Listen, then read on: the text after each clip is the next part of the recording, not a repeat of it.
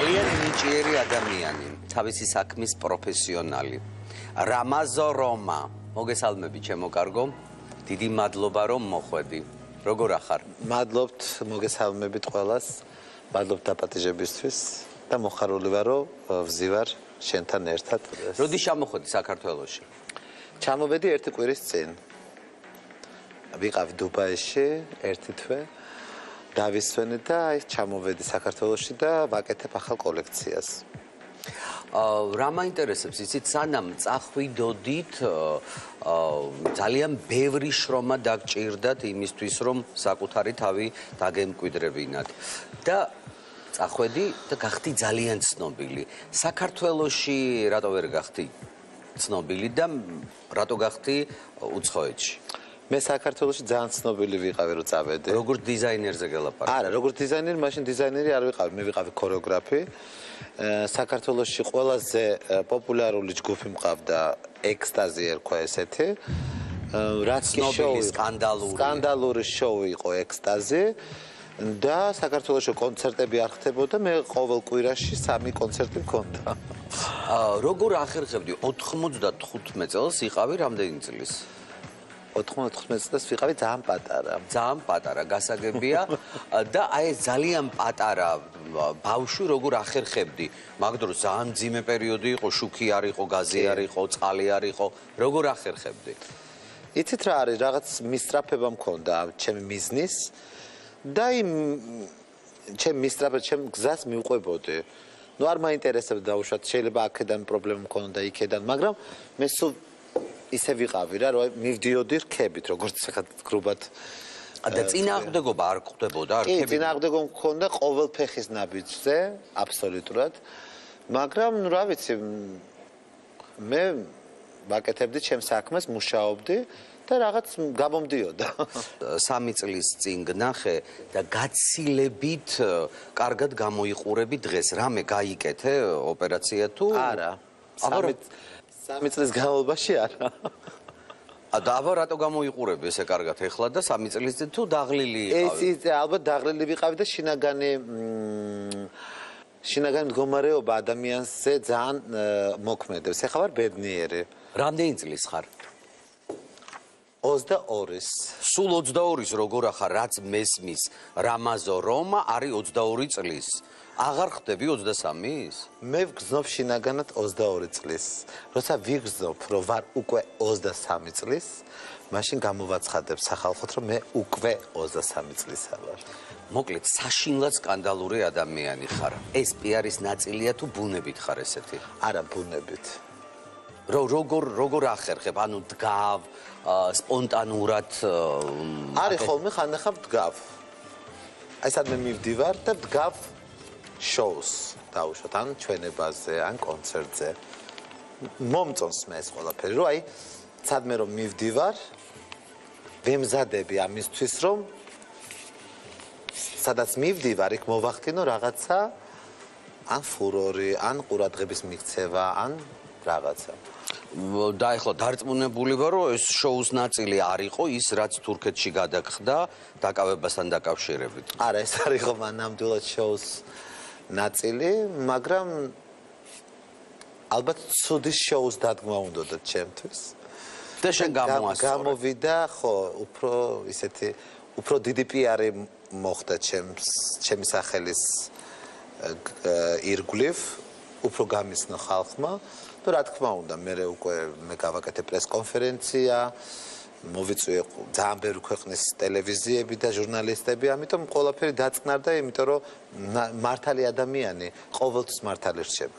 ხო, მაგრამ ძალიან სერიოზული ბრალდება გქონდა ტრაფიკინგის მონაწილე თუ ჩამდენი? არა, მარტო ტრაფიკინგი, ძალიან ბევრი ჩამონათვალი იყო, რომ მითხეს, რომ რამდენი მომისაჯეს, მე უბრალოდ უკვე ნერვიულობაც არ იყო საჭირო, იმიტომ რომ გეუბნები, რომ 360 წელი უნდა ჩაჯდე ციხეში. ეხლა ხუმრობ თუ? არა, ნამდვილად ესეთი წამი 360 წელი ხო იციან რომ? 360 წელი. ნუ ეს იმეებით არის, რა ვიცი რა, როგორ იმაშვებიან, როგორც უნდათ ისე აკეთებენ. ეხლა 360 წელი ეხლა ადამიანი ვერ იცხოვრებს და ნუ რაღაც მე აკლდება, ნუ რაღაცა მახინაციებს იმეშვებიან, მაგრამ ეს არ არის მთავარი. მთავარი ის, რომ სიმართლე ყოველთვის იმარჯვებს. და მე ვფიქრობ, რომ ღმერთი ყოველთვის ფარველობს და ძალიან ჯერავს სამყაროს. რა მაინტერესებს, იცი, ყოველთვის გაცვია გამომწვევად და აუცილებლად უნდა გკითხო, როცა პრესკონფერენციას მართავდი, მიხვედი რაღაც ბეწვით და გამომწვევად. ყოველ შემთხვევაში არ იცვავ ისე როგორც ჩვეულებრივი მამაკაცი. ამას აი ეს რა არის? განსხვავებული გინდა იყო თუ სპეციალურად აკეთებ ამას? არა, იცით რა არის, ხა ჩაცმა ცოტა უკვე ისეთი რაღაცაა, რომ ჩვეულებრივი მამაკაცი ქუსლებზე დაადიან პარიზში.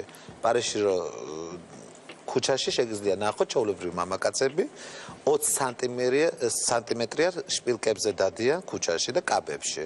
უკვე ეს ჩაცმა უკვე ცოტა რაღაც ისეთი მომენტია. მე ვცდილობ რომ ჩავიცო ლამაზად. მე ძალიან გამომწევად არ ვიცმებ. გამომწევად მე ვფიქრობ რომ მე არ ვიცმებ. არა, ძალიან უცნაურად გაცვია და მაინც საქართველოსთვის უცნაური ჩაცმა არის გამომწვევი. ეხლა მე მაგალითად მქონია ხოლმე პრობლემები, ისე მაცვია ხოლმე ხანდახან, რომ მე ვარ დიზაინერი, მე ვარ ხელოვანი ადამიანი. რა თქმა უნდა, მე ვერ ჩავიცმებ ისე, როგორც დაუშვათ ნორმალური ბანკში მომუშავე მამაკაცი ჩაიცვათ. რა თქმა უნდა, ჩემი აზრები არის სხვანაირი. ნუ სხვა ადამიანების ნორმალური უნდა მეთქვა, ესე იგი მე არანორმალური ვარ. ხარ არანორმალური? რა ვიცი, ნუ მე ვფიქრობ რომ არანორმალური, ნუ ხო ალბათ ხანდახან ვიძახი რომ რა არანორმალური ვარ. ანუ გიჟი ხარ. შეიძლება. აი უხერხული სიტუაცია თუ გქონია, ან დაუშვათ შეურაცხყოფა თუ ვინმე მოგაყენა, ან დაუშვათ დაცინის ობიექტი თუ ყოფილხარ. იცით რა არის, შეურაცხყოფა ჯერ არ მოუყენებია არავის, მაგრამ დაცინვის შეიძლება, არ ვიცი, ვიღაცამ გაიცინოს, მაგრამ მე არ ვაქცევ ყურადღებას. და თუ მე მივხვდი რომ ეს იცი დამცინის, ნუ მე ისე ვაკეთებ, რომ იმას ცხენია უცბად ერთ წამში. რას აკეთებ? კომპლექსდება ადამიანი. ანუ მე აი რაღაცას რო თუ გააკეთებს, მე 5 ჯერ მეც გავუკეთებ, რომ აი მაგალითი. უკვე შრება. მაგალითი, აი ძალიან მაინტერესებს. მაგალითი რა დავუშვათ, ვიყავი რაღაც კოლექციისთვის რაღაცები მჭირდებოდა. ვაგზლის ბაზრობა, ხო ესე ქვია. ვაგზლის ბაზრობა. ვაგზლის ბაზრობაზე ვიყავი. და რაღაცებს ყიდულობდი და რას ყიდულობდი? ნუ ჩემი კაბებისთვის ლიფებს, კალგოტკებს და ასე შემდეგ გადაღებისთვის. ვიღაცა იქ დგას ალბათ 10 მეტრში, მე ჩემს გვერდზე და დაიწყო სიცილი. დაიწყო სიცილი და ნუ დაიწყო როგორი ხმით, სიცილის ჩვეულებრივი ხმით. მე 6 ტონით მაღლა დავიწყე სიცილი. რაზე იცინოდა? ნუ არ ვიცი რაზე იცინოდა.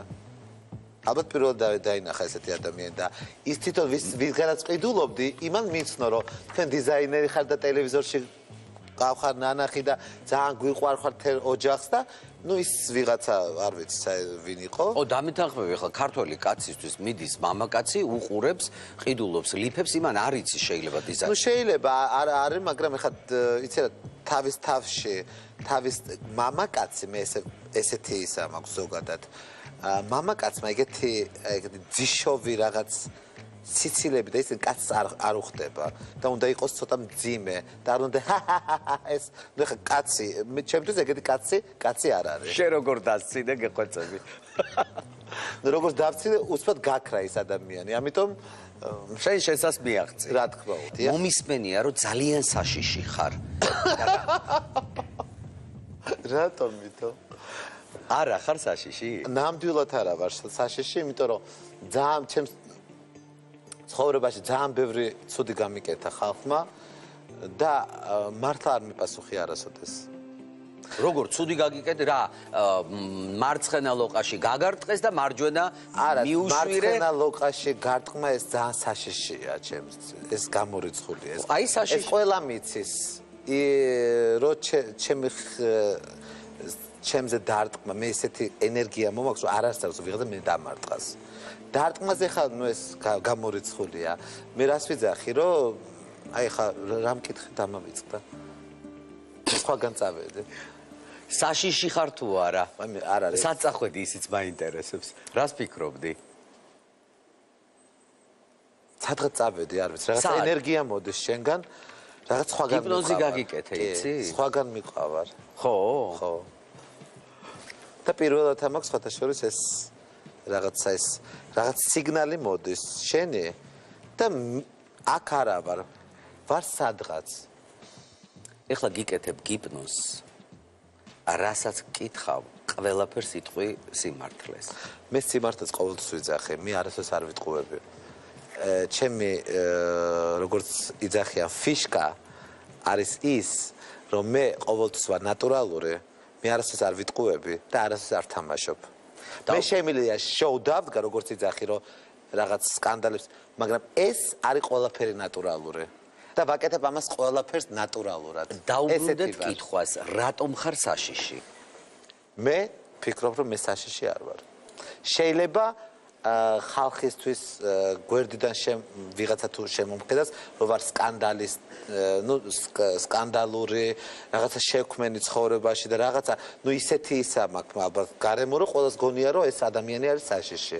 მე რატო ვარ საშიში? მე არავისთვის ცუდი არ გამიკეთებია ის ადამიანების, ვინც ნამდვილად ცუდი გამიკეთა და მართლა იყო ღირსი რომ მე გამეკეთებინა ძალიან ცუდი მე მივანდე ღმერთს რომ ღმერთმა გადაუხადოს მე არა ვარ ღმერთი რომ ადამიანები ვსაჯო ხო და ამიტომ ყოველთვის ეს ეხდება ვინც მიკეთებს ცუდს იმას ღმერთის საჯავს უკვე ეს ერთი წელი არ არის ეს არის ძალიან ბევრი წელი თუ გქონია შემთხვევა რომ აი სადღაც შედიხარ და ვიღაცას შეეშალა და ეგონე ქალი. რა ვიცი, მე მგონია რომ მე ქალს არ ვგევარ. არ გქონია რომ აი გამომეტყველება, გამოხედვა არა? ნუ მე არ მგონია რომ მე ქალს გავარ. შეიძლება თქვენ შენთვის სხვა ადამიანისთვის როგორი ხარ ამიღწერე შენი თავი? აი როგორი ხარ? ძალიან კრიტიკული ვარ სხვათა შორის ჩემ თავზე. მინდა რომ აი უფრო კაი ვიყო ხელოვნებასთან დაწყებული დამთავრე ფიზიკურ ეტყობა იმიტომ აღწევ კი სულ კრიტიკაში მყავს ჩემი თავი მიხარია ცხოვრება რომ ცხოვრობ მიხარია და ვარ ბედნიერი ცხოვრება ხო მაგრამ არსებობს ცხოვრებისეული შოკები აი რა გაგდებს შოკში მე უკვე არაფერი აღარ მაგდებს შოკში ნამდვილად ყველაფერი ვნახე ცხოვრებაში რას არ გააკეთებ ფულის გამო გააჩნია როგორი ფულის გამო. ნუ დიდი ფულის გამო, როგორი რას ნიშნავს? ნუ დიდი ფულს რას ეძახი? ხო, თუმცა შეიძლება იმასაც ამბობელო, რომ მილიონერი ხარ და ძალიან ბევრი ფული გაქვს, მაგრამ მოდი, აი ფული მე მილიონერი არა ვარ. მე მაქვს შინაგანი ეს მდიდარი ბუნება. თორე მე მილიონერი არა ვარ. საიდან უნდა ვიყო მილიონერი? დიზაინერს არ აქვს მილიონები თუ არ ცხოვრობ რა თქმა უნდა თუ არ ახარ გალიანო ძალიან ძვირად იყიდება შენი კაპები კი ძვირად იყიდება მაგრამ მე მიყვარს ძალიან ჩაცმა მე მიყვარს ძალიან კაი დასვენება მე მიყვარს ძალიან კარგი ცხოვრება და მე იმდენი შემოსავალი არა მაქვს რომ მე გავხდე მილიონერი რას არ გააკეთებდი ფულის გამო იქ მითხარი რომ გააჩნიაო აი ძალიან მაინტერესებს იცით რა არის ეხლა უკვე ბევრ რაღაცას შეიძლება ადრე გავაკეთებდი ყველაფერს და ეხლა უკვე ბევრ რაღაცას აღარ გავაკეთებ ფულის გამო დიდო ფული გიყვარს კი ძალიან და მე ყოველთვის ვეხმარები ჩემ მეგობრებს ყოველთვის ვეხმარები სტამბოლში წყავს ჩაყვანილი ჩემ მეგობრები და უკვე ცხოვრობენ სტამბოლში ბაქოში წყავს ჩაყვანილი ჩემი მეგობრები. რა თქმა უნდა, ჩვენ ვართ მე ესეთი ის მაქვს, რა ქვია, სტილი ცხოვრების, როცა ხარ კარგად, ყოველთვის შენი მეგობრებიც უნდა იყვნენ კარგად. იმიტომ რომ მარტო შენ რო ხარ კარგად, ის მეგობრები მაინც როგორც არ უნდა უყვარდე, მაინც რაღაც შინაგანად მაინც ისა აქვთ, რომ აი მეც რო ვიყო ესე, როგორც რამაზო რომა. მე ყოველთვის ვცდილობ, რომ წავიყვანო, გავაკეთებინო რაღაცა, მაგრამ ეხლა თუ ადამიანი არ არის მშრომელი, ჩემო კარგო, და არ უყვარს შრომა, ნუ ესე ვერაფერს ვერ მიიღწევ. ყველაზე მეტად რისი გეშინია? რისი მეშინია? საერთოდ არაფერს არ მეშინია, მაგრამ აი დავფიქრდი, ხედა უკვე ვეძებ რისი მეშინია? სიბერის. სიბერის სხვათა შორის არ მეგონა ამას თუ მეტყოდი და კითხვა მქონდა და გადავავა პირდაპირ ცოტა გვიან მქონდა ეს კითხვა. აი ეხლა გიყურებდი და წარმოიდგინე ხარ 75-80 წლის. აი შენი გამომეტყველება, ეს რა თქმა უნდა კანი ბერდება, ნელ-ნელა სიარული გვიჭირს და ასე შემდეგ. აი აპირებ რამეს და ჩვენ ვისაუბრეთ, არ ვიცი, შეინება ან მითხარი ან არა, რაღაც საშინელი ოპერაციის გაკეთებას. გეტყვი ახლა, მე ძალიან ჩემთვის, არ ვიცი ვისთვის როგორ, ჩემთვის ვიზუალს ძალიან დიდი როლი აქვს ჩემ ცხოვრებაში, ვიზუალი. ხო, მაგრამ ხელოვანი ხალხი თუ სულიერად ძალიან მაგრად არიან, იქ ვიზუალი არა. რატო გაქვს? მე არ გეთახმები. იმიტომ რომ ყოველდღე რო იყურები სარკეში და შენ თავს ხედავ ბებერს, მე მაგალითად. და არა, შენ ბებერი არა. არა, ნამდვილად. ძალიან ბევრი გიკლია სიბერისთვის. ოღონდ მართლა გეუბნები. ხო, მაგრამ მე ხო შიგნით გრძნობ. აი, შიგნით არ უნდა იგრძნო, თორე ვიზუალი შენ ბებერის არა გაქვს. ნუ გადაგაქ ახლა, აი ეს ოპერაციის შესახებ. არა, მე შემიძლია ვთქვა, მე არაფერი დასამალი არ მაქვს, არასოდეს არაფერს არ მალავ, ესეც შემიძლია გითხრათ. აი 75 წლის, არ 75 წლის მე იქამ 75 წლის ღმერთმა გაცოცხლოს, ხო, თუ ვიცოცხლებ რა თქმა უნდა. მე ვიცი როდის მოგკვდები შენ. ხო? კი. ოღონდ მართლა. არ მითხრა, იმიტომ რომ მე ძალიან ბევრს ვიფიქრებ ამაზე. არ მინდა რომ ვიფიქრო მე როდის მოგკვდები. კარგი, არ გეტყვი. ეს იყოს სიურპრიზი ჩემთვის. შეგისრულებ. სიურპრიზი იყოს ჩემთვის. ოპერაცია ესეთი რაღაცაა. მე ვფიქრობ, რომ რა თქმა უნდა ეს ძალიან დიდი ცოდვაა. არის ესეთი ერთ-ერთ ქვეყანაში არსებობს ესეთი დაკეტილი კლინიკა. არა, ყველასთვის არა, რა თქმა უნდა, იქ იმიტომ რომ 150,000 ევროდან იწყება ეს პროცედურა და რა თქმა უნდა, ყველას არ შეუძლია იქ გაკეთება ამ პროცედურის. ხო, რა თქმა უნდა, ეს ძალიან საშინელებაა, მე ვფიქრობ, ეს ძალიან დიდი ცოდვაა. ქალები ყიდიან 8 თვის ბავშვს, საკეისროდ ამოყავთ ბავშვები და ამ ბავშვის უჯრედებს უკეთებენ ზურგში მოხუც ხალხს და ანუ ცოცხალი ბავშვს კლავენ და უკეთებენ ზურგში ამ ნემს. ანუ ეს უჯრედები არ არის ალბათ. არ არეგალურია, ოღონდ მე მაქვს ინფორმაცია ესეთი და კი, არა ძალიან საშინელებაა. იქნებ არასწორი ინფორმაცია. არა, მე ჩემმა მეგობარმა გაიკეთა ერთ-ერთმა ბიზნესმენმა, მაგრამ იმან არ გაიკეთა, იმიტომ რომ გალამაზდეს და გაახალგაზრდავდეს, ის იყო უბრალოდ ნარკომანი და ვერანებებდა ნარკოტიკებს თავს და აი ეს ახალი უჯრედები შეყავთ ორგანიზმში და ყველაფერი ვითარდება. თმები თუ ჭაღარა გაქვს, შავი გიხდება. აი ყველა კანი ხდება ბავშვის და მე რო ეს ნახეს ჩემ მეგობარი ნანახი მყავდა და რომ ნახე ჩაოლებრივი ბავშვის სახე მქონდა და შოკში ჩავარდი უბრალოდ. მაგრამ იცით რა არის არიან ესეთი ადამიანები, ვის ამას აკეთებს. ხო, მაგრამ იცი რა, ეხლა ეს რაღაც რიტუალს გავს და აუცილებლად იტყვიან, რომ ეს არის სატანური რიტუალი. და იცი რა, ცოტა დავიბენი, გეტყვი ეხლავე, მაცადე, რის თქმა მინდა. რამოდენიმეჯერ თქვი, რომ ეს არის ცოდვა. აი, როცა შენ ვიღაც ბავშვის სიცოცხლის ხარჯზე ხარ ლამაზი თუ ახალგაზრდა, არ შეგაწუხებს ეს? იცით რა არის? ის ბავშვი უკვე გაკეთებულია ეს რაღაცა პირველი. უკვე მაინც ამ დედამ მისცა ეს ბავშვი და ამოიღეს ეს უჯრედები. იცით რა, მე ჯერ არ გადამიწყვეტია ამას გავაკეთებ თუ არა, მაგრამ უბრალოდ ეს ინფორმაცია მე მაქვს. და ალბათ მე რო გავხდები 60 წლის, იქამდე იქნება ძალიან ბევრი რაღაც ის საშუალებები, რითიც შეგვიძლია გავიხალხალგაზრდოთ თავი და არ წავიდეთ ესეთ სასტიკ ცოდვაზე. ეხლავე მითხარი რომ ეხლა მე შენ მომატყუე ეს ყველაფერი და სკანდალისთვის მოყევი. და აი ეს ყველაფერი მართალია? კი, ნამდვილად მართალია. შენ ხარ ძალიან დიდი არტისტი, იმიტომ რომ შეგიძლია ითამაშო, ეხლა ამაზე ატყდება ამბავი და აღმოჩნდება რომ ეს არ ყოფილა და მითხარი რომ მე არასოდეს არ ვიტყუები. შენ მე არ მიცნობ ალბათ. არა, მე გიცნობ და გეტყვი, ეხლა ტელემაყურებელს უნდა უთხრა ერთი რაღაცა. როცა ჩვენ შევხვდით, მეც გახსნილი ადამიანი ვარ, როცა ჩვენ შევხვდით, გითხარი ესეთი რამ.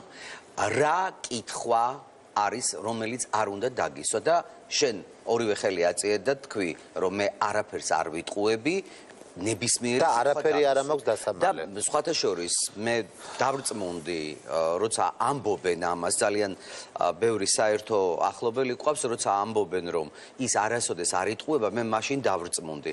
ისე საიდუმლოდ გეტყვი, მე სულ ვიტყუები ხოლმე. მე ვიტყუები ხოლმე. სად? ცხოვრებაში? აი, არა, ადამიანი არასოდეს ფულში არ გადამიგდია, არასოდეს ისეთი ტყუილი არ მithქვას, მაგრამ რაღაცა ამბებს ყვები ხოლმე. იცით რა არის, ამბებს რო ყვებით, ნუ შენ ახარ შოუმენი, შენ ახარ წამყვანი, შენ გაქვს ისეთი ძალიან რეიტინგული და მთელი საქართველო უყურებს, არა მარტო საქართველო, მსოფლიოში ძალიან ბევრ ქვეყანაში უყურებენ შენ გადაცემას და შენი პროფესია, ეს შენი ვალია, რომ დადგა შოუები. ის კი არა რომ ხო, მაგრამ მე ჩემ ცხოვრებიდან გამომდინარე, მე არ მიყვარს ტყუილი, იმიტომ ტყუილზე აწყობილი რაღაცა ეს ჩემთვის არის არასერიოზული რაღაცა. და მე ვიცი რომ შენ ჩვენთან ხარ მოსული სიურპრიზით. შენ ხო არ ამთავრებ სიურპრიზებს და ეხლა უნდა წარმოგვიდგინო რა, ესე იგი თქვენთვის სპეციალურად გავაკეთე კაფსულა კოლექცია, იმიტომ რომ მიყვარს, აი ესეც რაღაც შოუა, იმიტომ როგორც მითხარი რომ სამე რომ მივდივარ რაღაცა. ეხლა შენთან მოვედი გადაცემაში, სპეციალურად გავაკეთე 5 კაბა საჩუქრად თქვენი გადაცემისთვის, რაღაც ლამაზი შოუ, მე თქვენი ტელემაყურებლების ნახავენ ჩემ კაბებს, ვიღაცას მოეწონება, ვიღაცას არ მოეწონება, ვიღაცა გამაკრიტიკებს. ეს არის ცხოვრება ჩვენი. ამიტომ გავაგრძელოთ ცხოვრება, ვისაც როგორც უნდა, ისე იცხოვროს და ყველას უსურვებ ბედნიერებას, მთავარია. და მაყურებელს რამაზო რომას შოუ სხვა რაკურსისთვის სტუდიაში გოგონები